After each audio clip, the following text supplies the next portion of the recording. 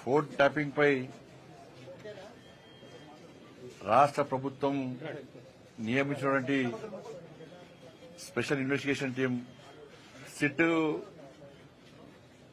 గత నెల రోజుల క్రితమే విచారణకు హాజరు కావాలని చెప్పి నాకు నోటీస్ ఇవ్వడం జరిగింది.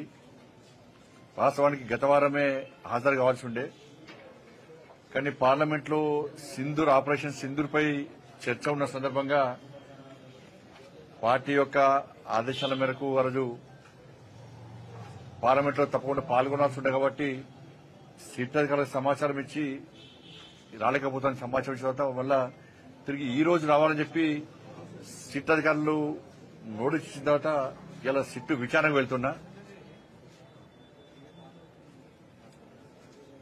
నా దగ్గర ఉన్నటువంటి సమాచారం, నా దగ్గర ఉన్నటువంటి రికార్డ్స్, కాన్ఫిడెన్షియల్ రిపోర్ట్ అంతా కూడా సిట్కి ఇవ్వబోతున్నాను. ఒక కేంద్ర మంత్రే కాకుండా ఒక బాధ్యతాయుతమైనటువంటి ఒక పౌరునిగా నా దగ్గర పూర్తి సమాచారాన్ని సిట్కు అందజేసే ప్రయత్నం చేస్తున్నా.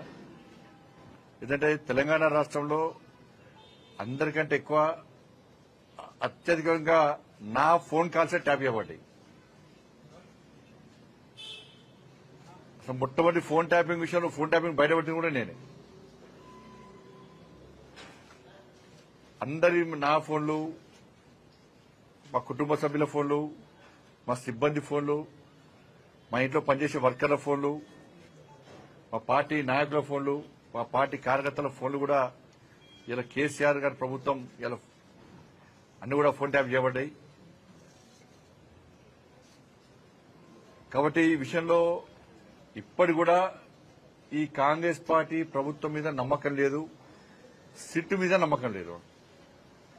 సిట్ అధికారులు పోలీసులను తప్పుపడతలేము, అధికారులు మంచోళ్లే, కానీ వాళ్లను స్వేచ్ఛగా అధిక విచారణ చేసేటువంటి అవకాశం కాంగ్రెస్ పార్టీ ప్రభుత్వం, రేవంత్ రెడ్డి ప్రభుత్వం ఇస్తలేదు.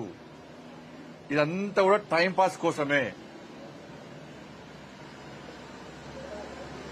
సంవత్సరాలు విచారణ పెడుతున్న కాలయాపన చేస్తున్నది. కేసీఆర్ కుటుంబంలో ఒక్కరిని ఇంతవరకు అరెస్ట్ చేయాలి. కమిషన్లు వేసినారు, టైంపాస్ చేస్తున్నారు. కమిషన్ రిపోర్ట్లు వచ్చినా చర్యలు తీసుకునే పరిస్థితి లేదు.